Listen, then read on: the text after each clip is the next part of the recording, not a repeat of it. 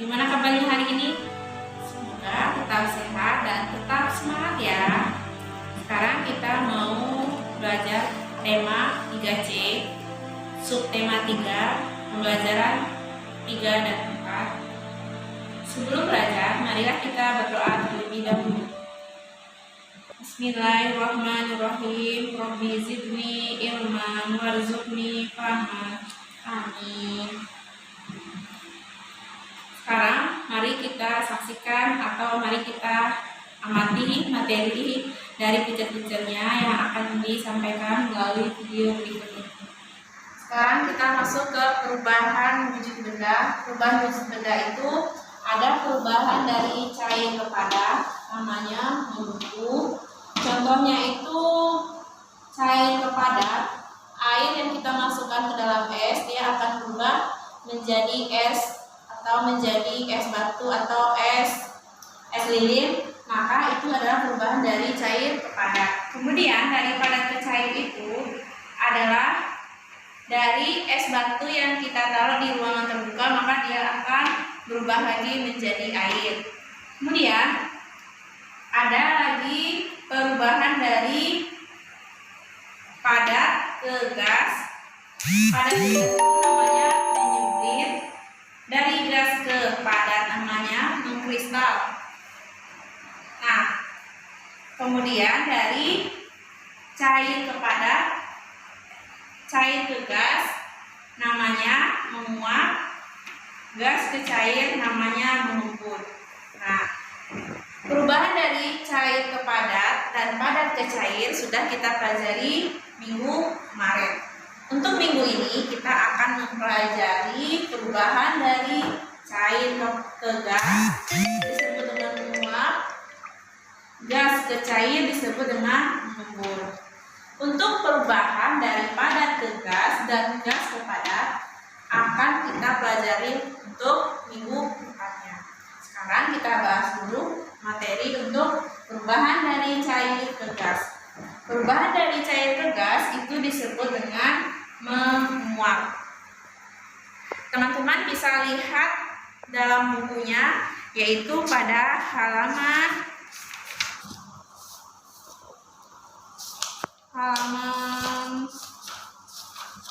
75. Di halaman 75 itu perubahan dari cair ke gas. Contohnya itu teman-teman sering melihat atau pernah membantu ibunya menjemur pakaian di rumah.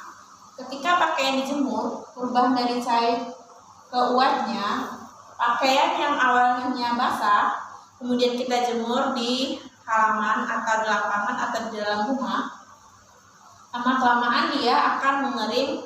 Nah, itu namanya perubahan dari cair ke gas karena dia menguap, kemudian pakaiannya menjadi kering. Untuk perubahan dari gas ke cair, kita bisa lihat di buku halaman 79.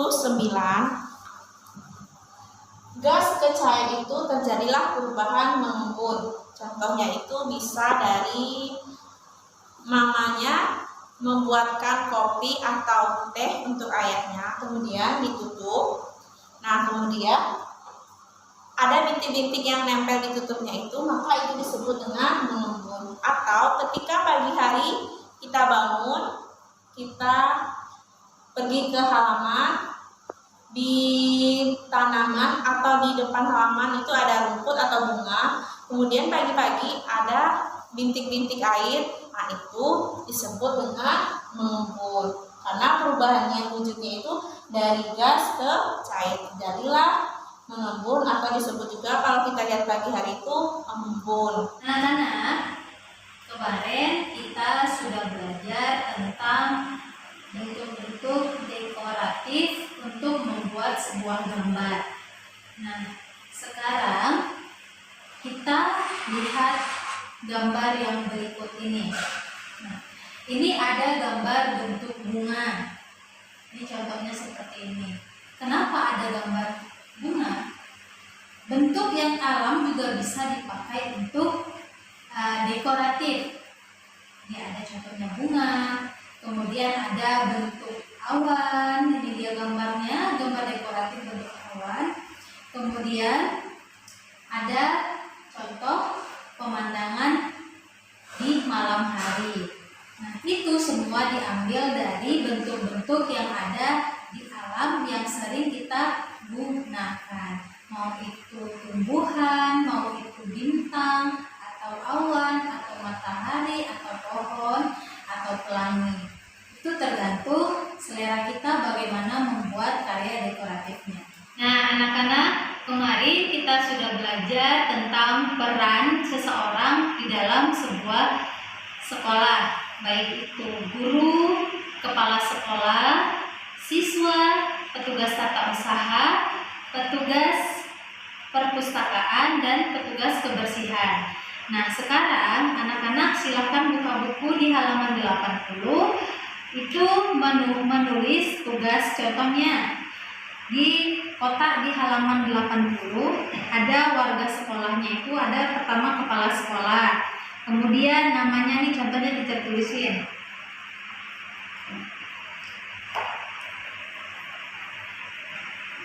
Warga sekolah. Pertama itu kepala sekolah. Kemudian namanya, siapa nama kepala sekolah kita? Bapak Nur Jamil SSI. Kemudian tugasnya apa? Tugasnya adalah pemimpin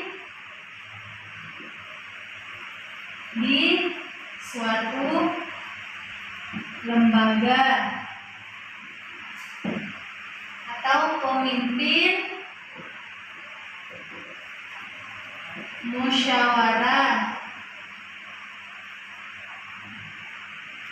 atau rapat kerja. Nah, untuk selanjutnya warga sekolah yang kedua siapa? Yang kedua, silakan kamu lanjutkan, dikerjakan di buku tulis. Melihat video pembelajaran yang kemarin. Aku membeli ayam di pasar. Berat ayam berada di tengah-tengah antara angka 1 dan 2. Jadi berat ayam yang dibeli ibu adalah 1 kg 500 gram. 1 kg kita jadikan ke gram. Jadi 1 kg itu sama dengan 1000 gram. Kemudian kita tambahkan 500 gram. Jadi total ayam yang dibeli ibu adalah 1500 gram. Kemudian ibu membeli buah anggur. Beratnya adalah 2250 gram. Kemudian kita rincikan 2000 gram ditambah 250 gram. Jadi berat anggur ibu adalah 2250 gram. Nah, kemudian kita jadikan ke kilogram dan gram. Jadi 2000 kita jadikan ke kilogram sama dengan 2 kilogram 250 gram. Jadi total berat anggur yang dibeli ibu adalah 2 kg 250 gram. Cukup sekian penjelasan dari teacher-teachernya. Jika anak-anak di rumah ada yang belum paham atau kurang mengerti, bisa dilihat lagi videonya dan dibaca lagi bukunya. Dan jika masih belum paham, boleh menghubungi teacher-teachernya masing-masing. Assalamualaikum warahmatullahi wabarakatuh.